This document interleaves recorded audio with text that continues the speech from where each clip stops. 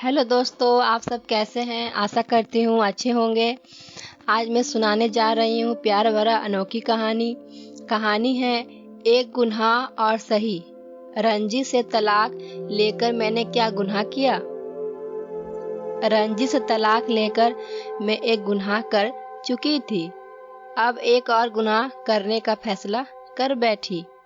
सच तो यह है कि मैंने कोई गुनाह नहीं किया। मैंने बहुत सोच समझकर फैसला किया था और मैं अपने फैसले पर बहुत खुश हूँ। मुझे बिल्कुल भी पछतावा नहीं है। माँ बाप के घर गई थी।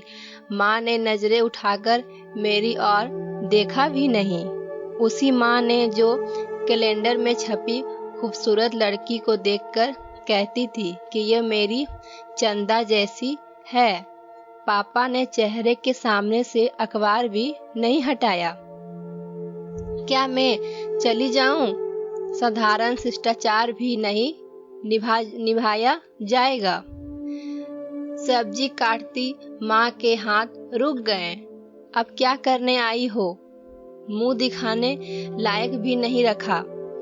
हमारा घर से निकलना भी मुश्किल कर दिया है। लोग तरह तरह के सवाल करते हैं। क्या सवाल मम्मी? यही कि तुम्हारे पति ने निकाल दिया है, तुम्हारा तलाक हो गया है,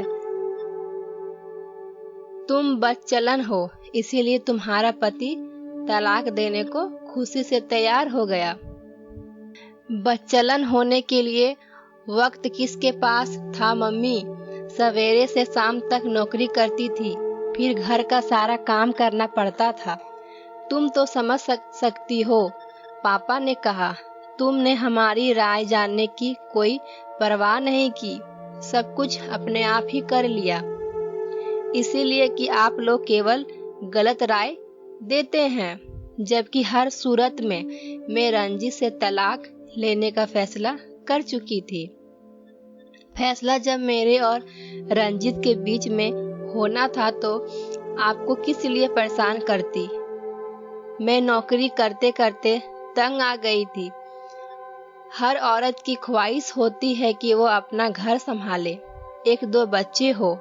माँ बनने की इच्छा करना किसी औरत के लिए गुनाह तो नहीं है, पर रंजित के पास रहकर मैं कुछ भी नहीं बन सकती थी। मैं सिर्फ रुपया कमाने वाली मशीन बनकर रह गई थी। किस किस को समझाएं, कुछ समझ नहीं आता। लोगों को कुछ काम नहीं है दूसरों पर उंगली उठाना, उनकी आदत है। उनकी अपनी जिंदगी इतनी निराश है कि वे दूसरों की जिंदगी में ताक झांक करके अपना मनोरंजन करना चाहते हैं।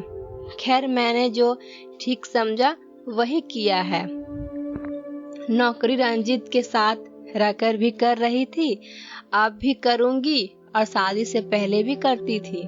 शादी से पहले तुम अपनी खुशी से वक्त काटने की नौकरी करती थी। दूसरों को कहने के लिए ये बात अच्छी है। आप भी जानते हैं और मैं भी जानती हूँ कि मेरी शादी से पहले नौकरी करके लाया हूँ। रुपया व्यर्थ नहीं गया, सिर्फ मेरी खुशी पर ही खर्च नहीं हुआ। मेरा रुपया कम से कम एक भाई की इंजीनियरिंग और दूसरे की डॉक्टर्स की फीस देने के काम आ गया। मैं आपको दोष नहीं दे रही हूँ, क्योंकि हम मध्य वर्ग के लोग हैं और यह सच है कि हर एक शासन में मध्य वर्ग ही पैसा है। गरीबों को फायदा हुआ, उनकी मजदूरी बढ़ गई, उनकी तनख्वाह बढ़ गई, पर मध्य वर्ग के लोग बढ़ी हुई महंगाई और बच्चों की शिक्षा के खर्च के बीच पिसते रहे। अपनी इज्जत बनाए रखने के लिए संघर्ष करते रहे। सब ने गरीबों की बात की, पर कभी किसी ने भी मध्य वर्ग लोगों की बात नहीं की। फिर भी आप लोग यह बात कह रहे हैं कि मैंने सिर्फ अपनी खुशी के लिए वक्त काटने के लिए नौकरी की है। आपकी तनख्वाह से सिर्फ घर का खर्च आसानी से चलता था और कुछ नहीं। मैं रुक गई और मैंने पापा की ओर देखा। उनके चेहरे पे परेशानी साफ झलक रही थी। माँ ने जोश में आकर अपनी उंगली काट ली थी। ये वही मध्य वर्ग है जो देश को एक वक्त भूखे रहकर भी अध्यापक, डॉक्टर्स, इंजीनियर्स और वैज्ञानिक देता रहा। देश की आजादी कायम रखने के लिए भी अपने बेटे फौज में ज्यादातर मध्य वर्ग लोगों ने ही दिए हैं। ये वही पढ़ा लिखा शिक्षित वर्ग है जो चुपचाप बिना विद्रोह किए सब कुछ सहता आया है। मैं और कुछ कहूँ इससे पहले ही पापा ने ताली बजाते हुए कहा, शाबाश, स्पीच अच्छी देती हो। मैं देख रहा हूँ कि तुम्हें ऊंची शिक्षा दिलाना बेकार नहीं गया। और वे हंसने लगे। माँ के चेहरे पर भी मुस्कुराहट आ गई। वातावरण कुछ हल्का होता लगा। नौकरी अब मजबूरन करूंगी अपना पेट भरने के लिए। खैर, जो होना था हो चुका है। तलाक हम दोनों की रजामंदी से हुआ है। हम दोनों ही समझ चुके थे कि अब साथ रहना नहीं हो सकेगा। मैं जा रही हूँ मम्मी। अगर आप लोग इजाजत देंगे तो कभी कभी देखने आ जाया करूंगी। मेरी बात सुनकर जैसे मम्मी होश में आ गई। खाना खाकर जाओ। नहीं मम्मी, बहुत थकी हूँ, घर जाकर आराम करूंगी। रास्ते में सरला मिल गई। वह बाजार से सामान खरीद कर लौट रही थी। कार रोककर मैंने सरला के साथ चलने को कहा। दीदी, अभी तुम मुझे और भी सामान लेना है, फिर ले लेना, मैंने कहा और सरला को कार के भीतर घसीट लिया। कार थोड़ी पुरानी है।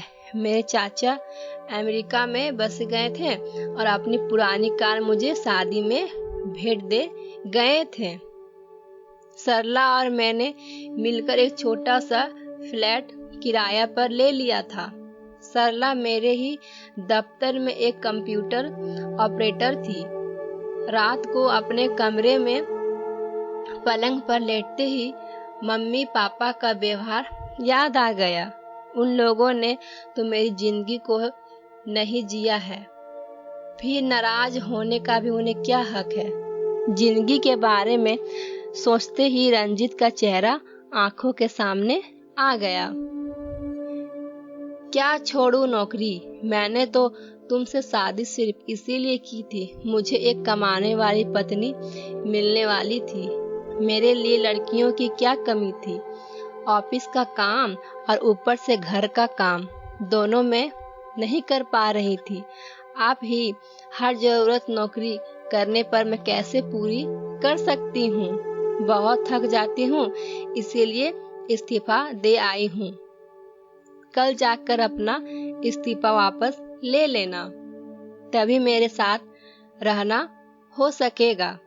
अच्छी बात है, जैसा आप कहेंगे वही करूंगी। तुम समझती क्यों नहीं चंदा? 2 लोगों के कमाने से हम लोग ठीक से रह तो सकते हैं। दूसरों की तरह एक एक चीज के लिए किसी का मुंह तो नहीं देखना पड़ता है। तुम जब चाहती हो साड़ियाँ खरीदने लेती हो, इसीलिए कि हम दोनों कमाते हैं। ऊपर से महंगाई भी कितनी है। क्या शराब और सिगरेट के दाम बहुत बढ़ गए हैं? मैंने सिर्फ इसीलिए पूछा, आपको गृहस्थी की और चीजों से तो कोई मतलब नहीं है। ठीक समझती हो, रंजित ने हंसते हुए कहा था। मैं सिर्फ आपकी तनख्वाह में भी रह सकती हूँ अगर आप शराब, जुए और दोस्तों के खर्च में कुछ कटौती कर दें। नहीं नहीं, मैं ऐसा उभरी जिंदगी नहीं जी सकूंगा। मैं भी फिर इतनी थकान भरी जिंदगी कब तक जी सकूंगी? सुनो, घर के कामों को जरा आसानी से लिया करो। ऑफिस से आने पर अगर देर हो जाए तो किसी होटल में भी खाना खाया जा सकता है। तुम घर के कामों को बेजवा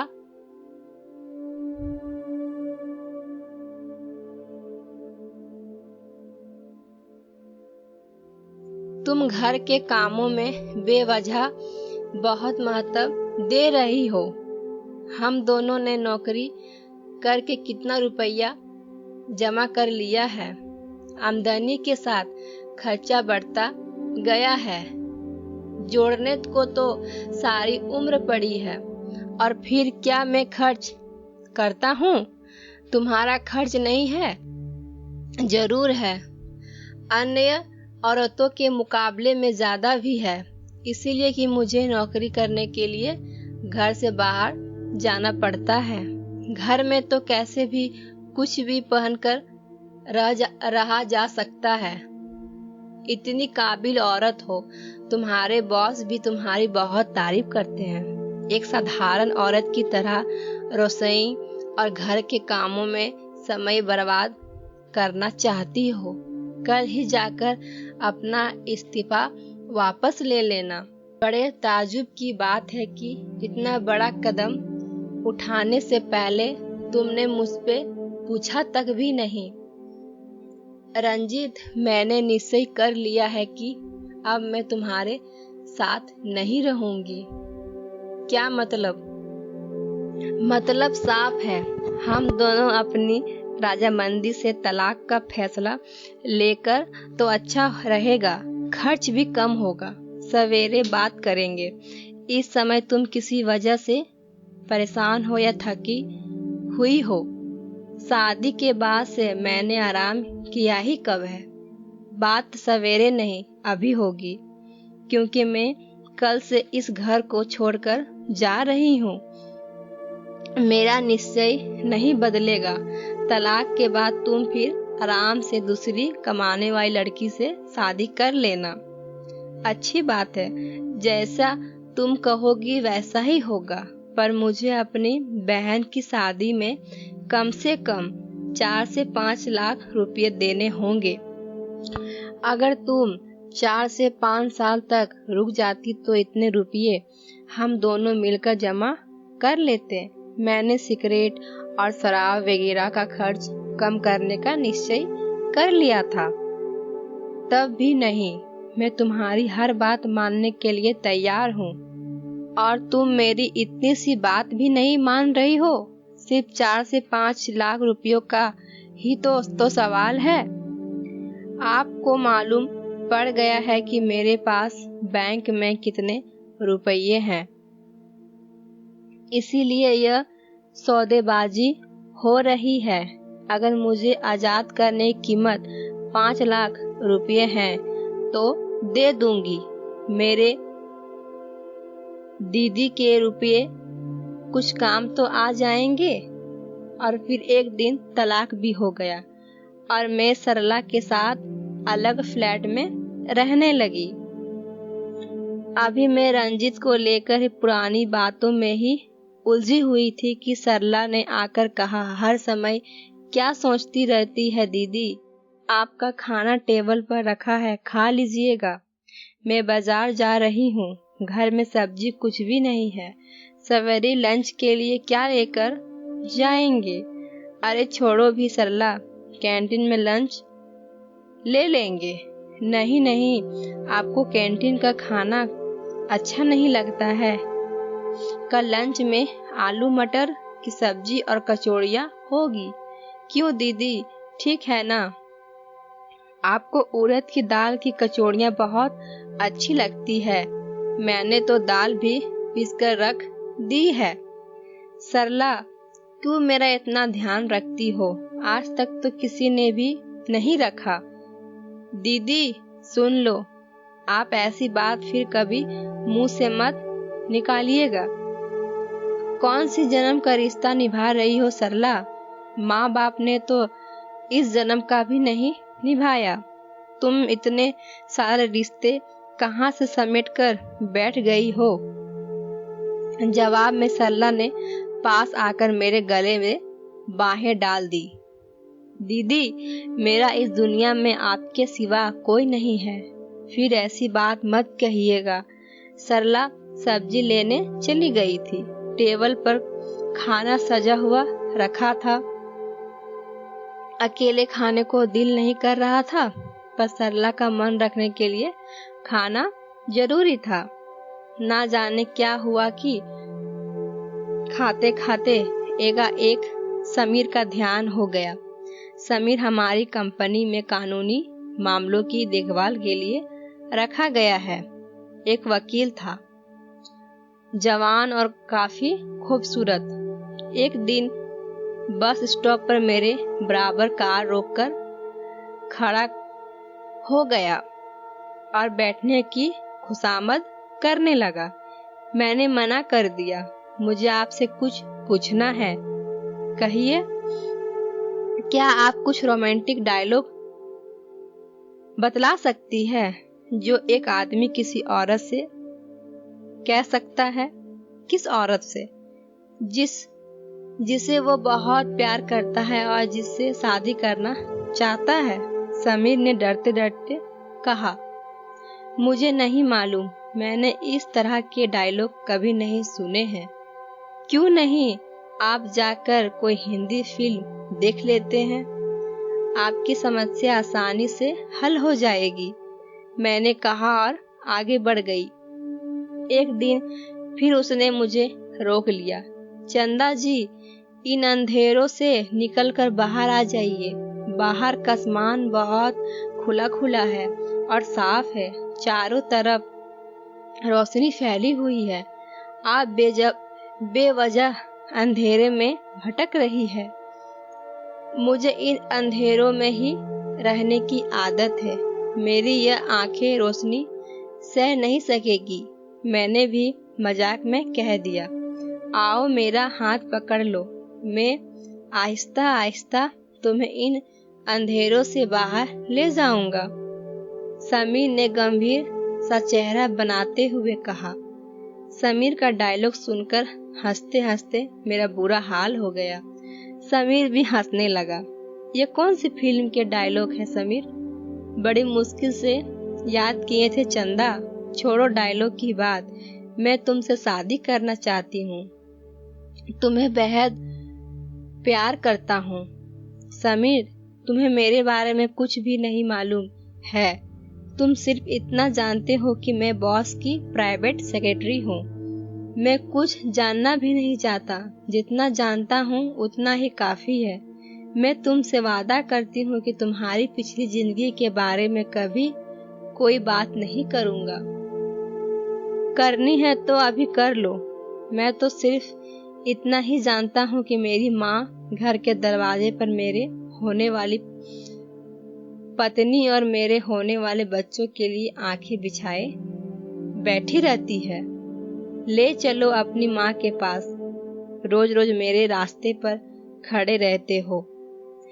अब मुझे तुम्हारी इस हरकत से उलझन होने लगी है। और जब समीर मुझे अपनी माँ के पास ले गया तो उन्होंने मुझे देखते ही अपने सीने से लगा लिया। हर समय समीर बस तेरी ही बातें करता है। मैं तुझे देखने को तरस रही थी। मैंने माँ जी की गोद में सिर रख दिया।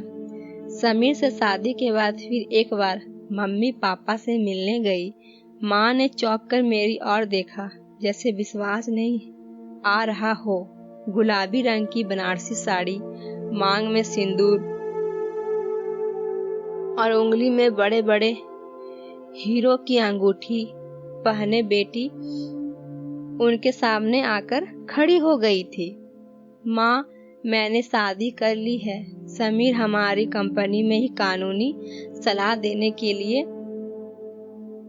एक वकील है।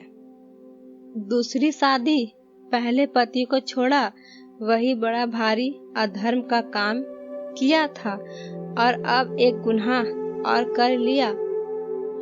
मम्मी, अगर आप लोग इजाजत देंगे तो किसी दिन समीर को आप लोगों से मिलने के लिए लेकर आऊंगी। मम्मी कुछ नहीं बोली।